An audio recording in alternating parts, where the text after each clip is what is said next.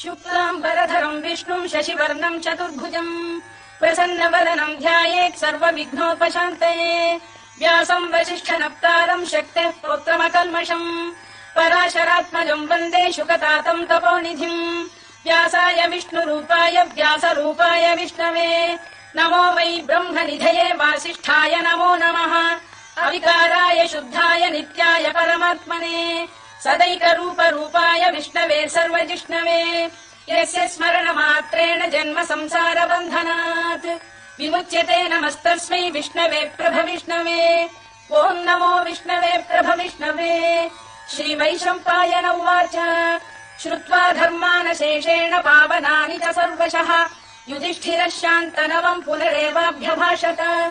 युधिष्ठिर उवाच किमेकम् दैवतम् लोके किम् वाप्येकम् परायणम् स्तुवन्तः कङ्कमर्चन्तः प्राप्नुयुर्मानवा शुभम् को धर्मः सर्वधर्माणाम् भवतः परमो मतः किम् जपन्मुच्यते जन्तुर्जन्म संसारबन्धनात् श्रीभीष्म उवाच जगत्प्रभुम् देवदेवमनन्तम् पुरुषोत्तमम् स्तुवन्नाम सहस्रेण पुरुषः सततोत्थितः तमेव चार्चयन् नित्यम् भक्त्या पुरुषमव्ययम् ध्यायम् स्तुवन् नमस्यम् च यजमानस्तमेव च अनादिनिधनम् विष्णुम् सर्वलोकमहेश्वरम् लोकाध्यक्षम् स्तुवन् नित्यम् सर्वदुःखातिगो भवेत् ब्रह्मण्यम् सर्वधर्मज्ञम् लोकानाम् कीर्तिवर्धनम्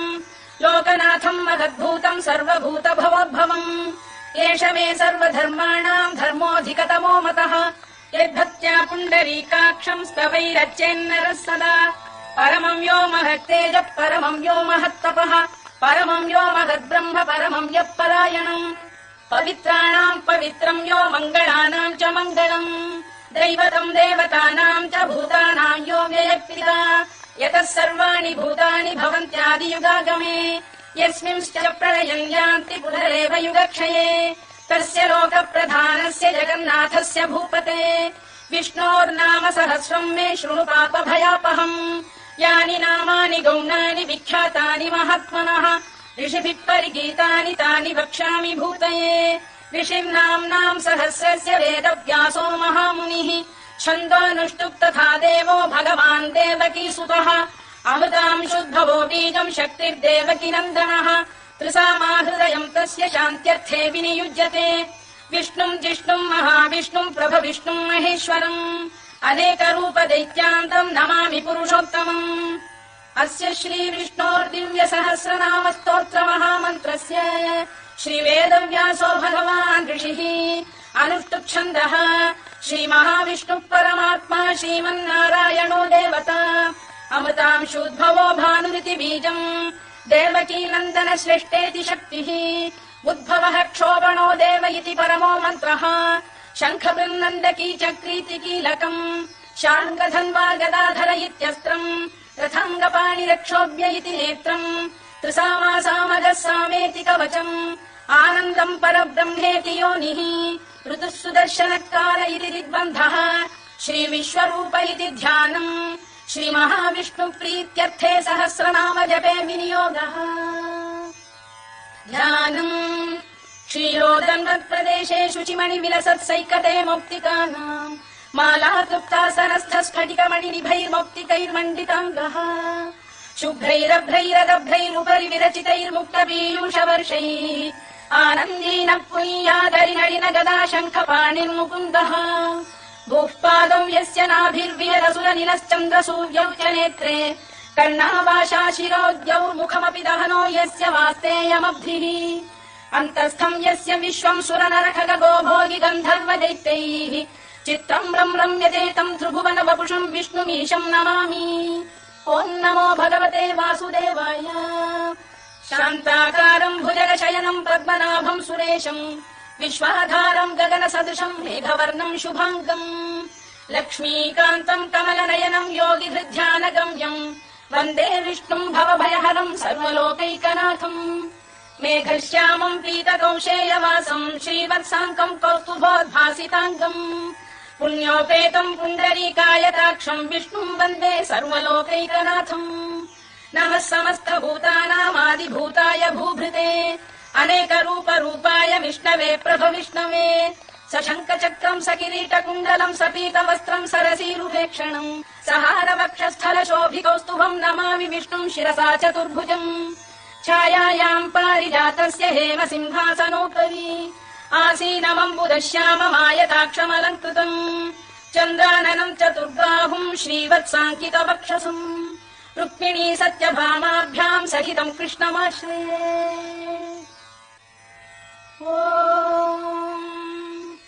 विश्वम् विष्णुर्वषत्कारो भूत भव्य भवत्प्रभुः भूतभृद्भावो भूतात्मा भूतभावनः भूतात्मा परमात्मा च मुक्तानाम् परमागतिः अव्ययः पुरुषः साक्षी क्षेत्रज्ञोऽक्षर एव च योगो योगविदाम् नेता प्रधान पुरुषेश्वरः नारसिंहवपुः श्रीमान् केशवः पुरुषोत्तमः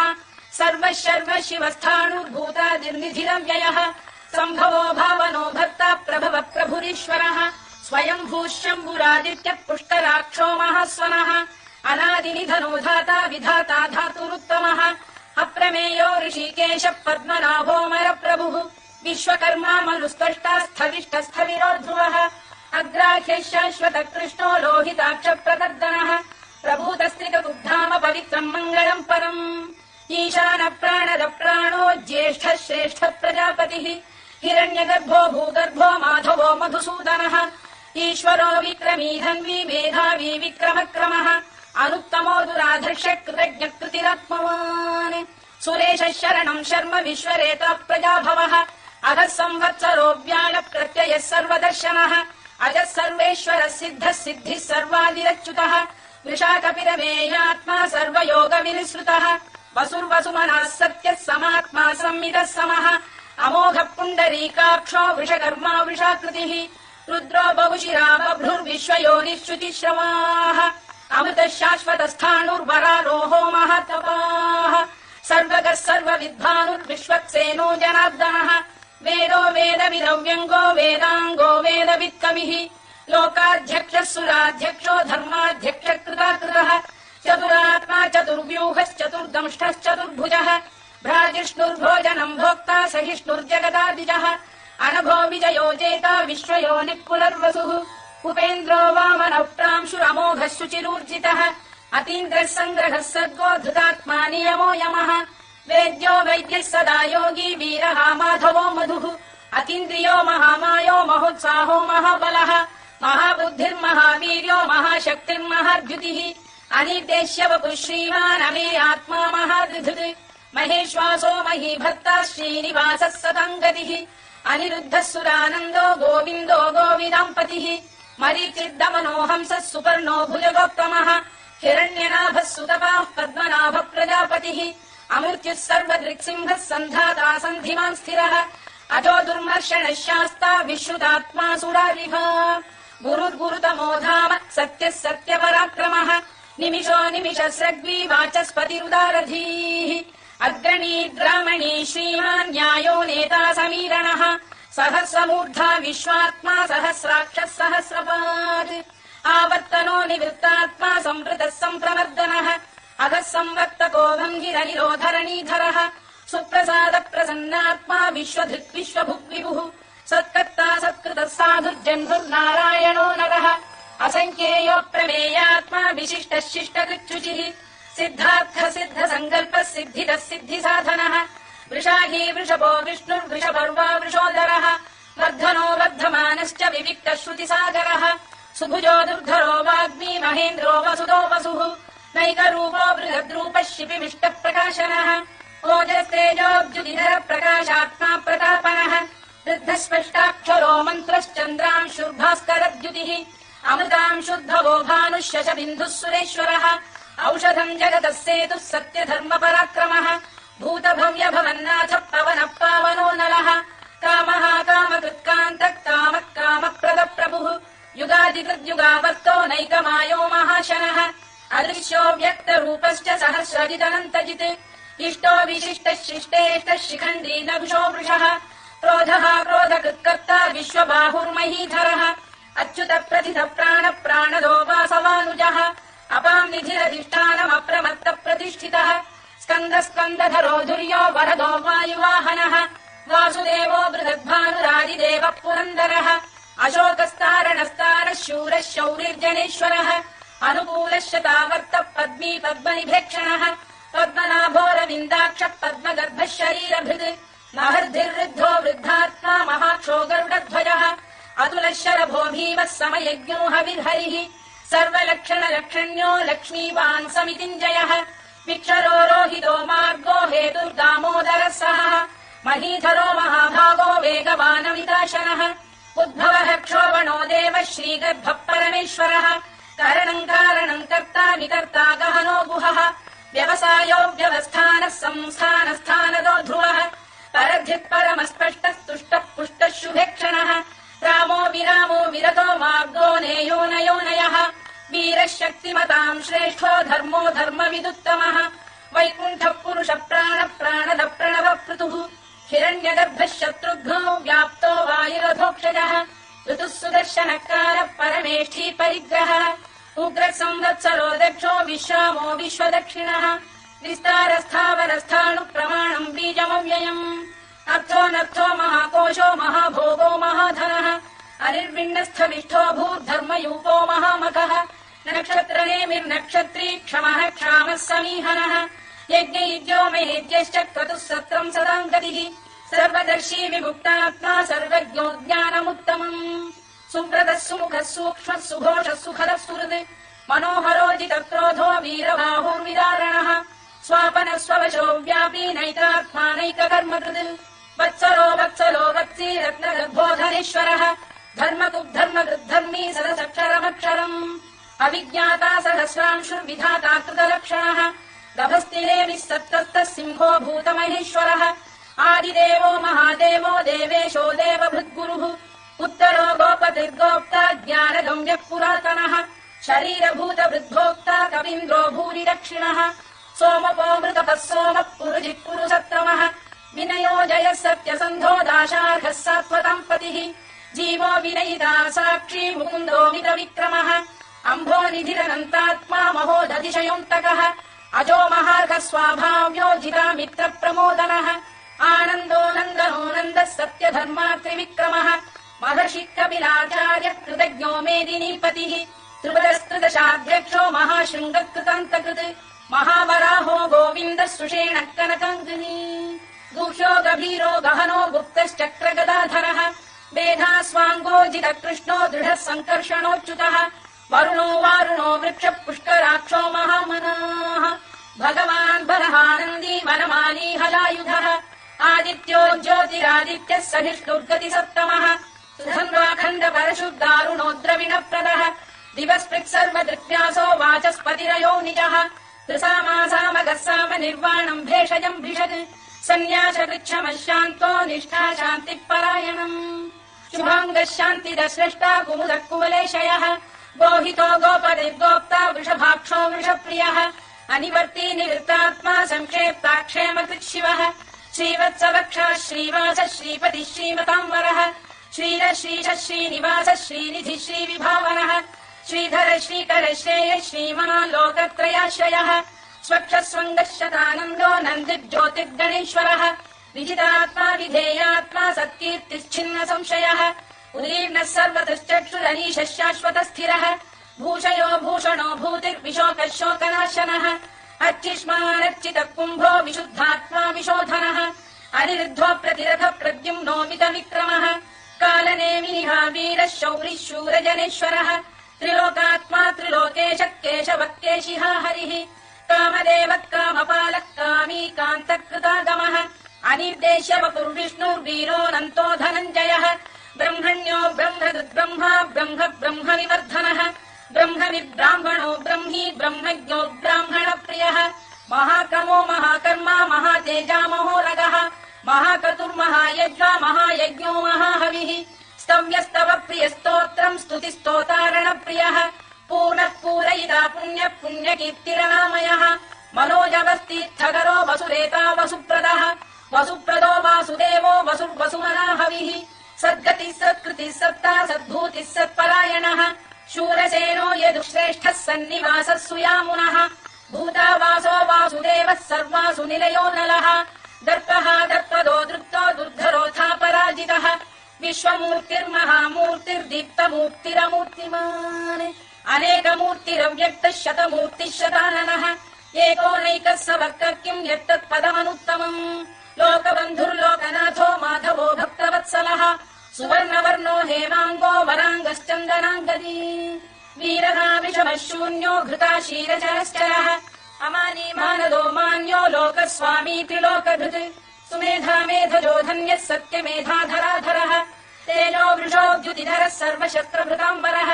प्रग्रहो निग्रहो व्यग्रो नैकशृङ्गो गदाग्रजः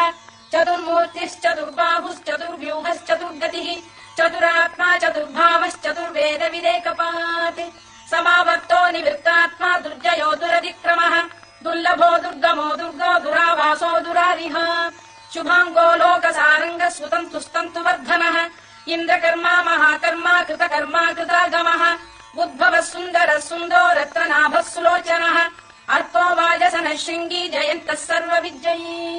सुवर्णबिन्दुरक्षोभ्यः सर्ववागीश्वरेश्वरः महाह्रदो महागर्तो महाभूतो महानिधिः कुमुद कुन्दर कुन्द पर्जन्यः पावनो निलः अमृताशोऽमृतवपुः सर्वज्ञः सर्वतोमुखः सुलभः सुव्रतः सिद्धः शत्रुजिच्छत्रुतापनः यग्रोधोदुम्बरोष्टश्चाणूरान्ध्रैषूदनः सहस्रार्चिः सप्तजिह्वः सप्तैधा सप्तवाहनः अमूर्तिरनघोचिन्त्यो भयकृद्भयनाशनः अणुबृहत्तु स्थूलो गुणभिर्निर्गुणो महान् अधृतस्वधृतस्वास्य प्राग्वंशो वंशवर्धनः भारभृत्कथितो योगी योगीशः सर्वकामदः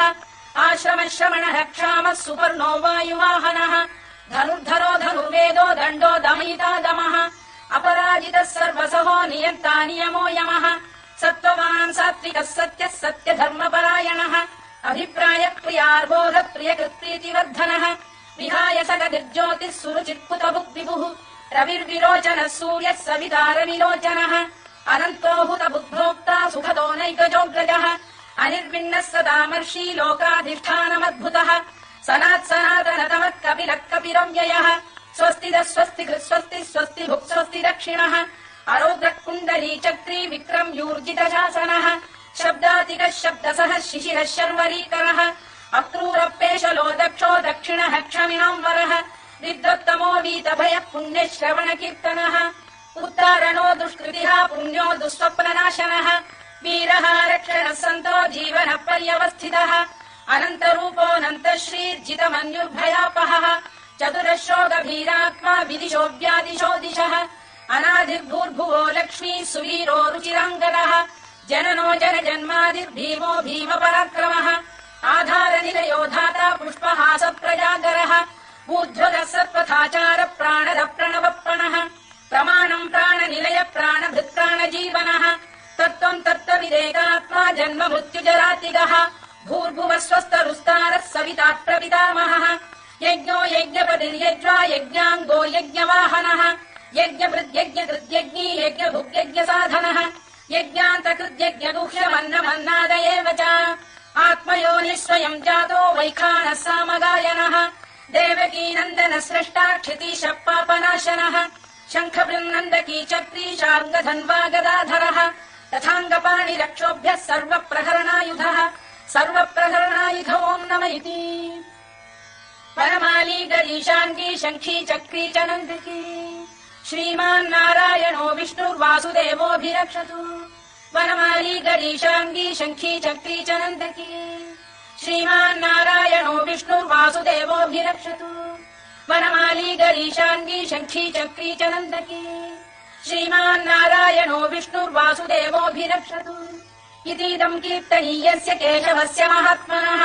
नाम्नाम् सहस्रम् दिव्यानामशेषेण प्रकीर्तितम् य इदम् शृणुयात् नित्यम् यश्चापि परिकीर्तयेत् नाशुभम् प्राप्नुयात् किञ्चित् सोमुत्रेह च मानवः वेदान्तको ब्राह्मणः स्यात् क्षत्रियो विजयी भवेत् वैश्यो धनसमृद्धः स्यात् क्षुद्रः सुखमवाप्नुयात् धर्मार्थी प्राप्नुयात् धर्ममर्थार्थी चार्थमाप्नुयात् कामानवाप्नुयात् कामी प्रजार्थी चाप्नुयात् प्रजाम् भक्तिमान् यः सदोत्थाय शुचिस्तद्गतमानसः सहस्रम् वासुदेवस्य नाम्नामेतत् प्रकीर्तयेत् यश प्राप्नोति विपुलम् याति प्राधान्यमेव च अचलां श्रियमाप्नोति श्रेयः प्राप्नोत्यनुत्तमम् न भयम् क्वचिदाप्नोति वीर्यम् तेजश्च विन्दति भवत्य रोगोद्युतिमान् बलरूपगुणान्वितः रोगार्तो मुच्यते रोगात् बद्धो मुच्येत बन्धनात् भयान्मुच्येत भीतस्तु मुच्येतापन्न आपदः दुर्गाण्यतितरत्याशु पुरुषः पुरुषोत्तमम् सुवन्नाम सहस्रेण नित्यम् भक्तिसमन्वितः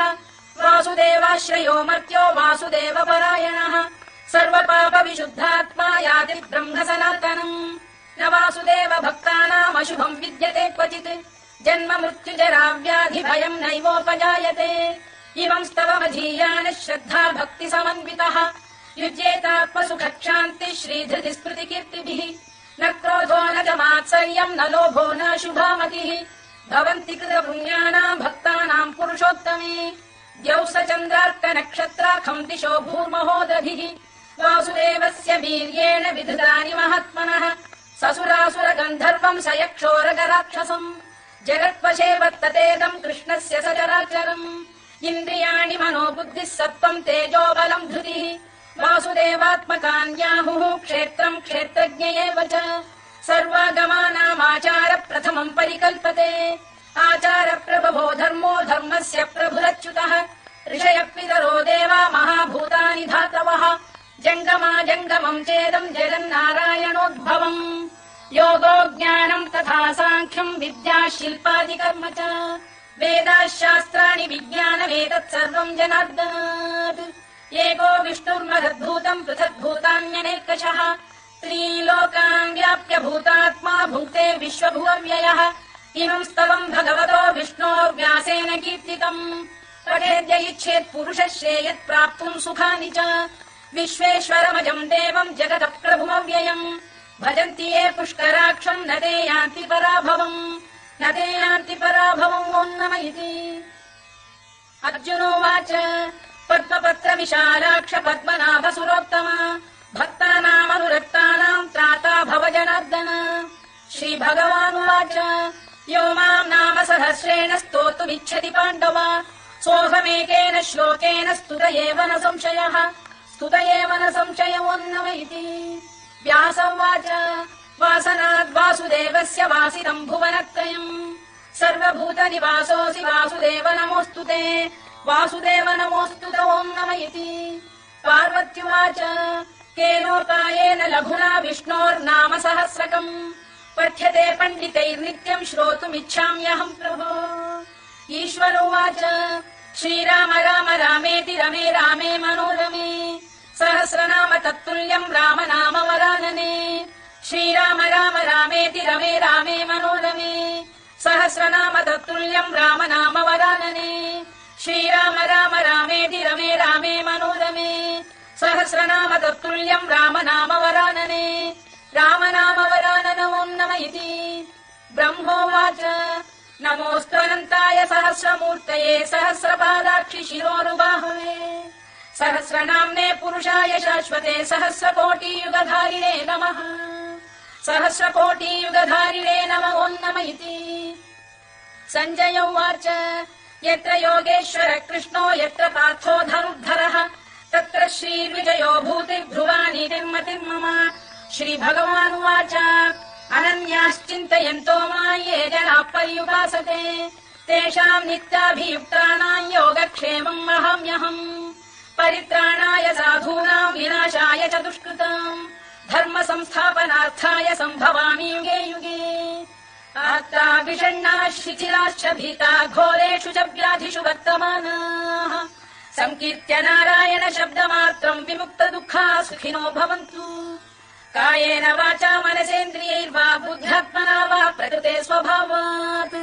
करोमि यद्यत् सकलम् परस्मै नारायणायेति समर्पयामि।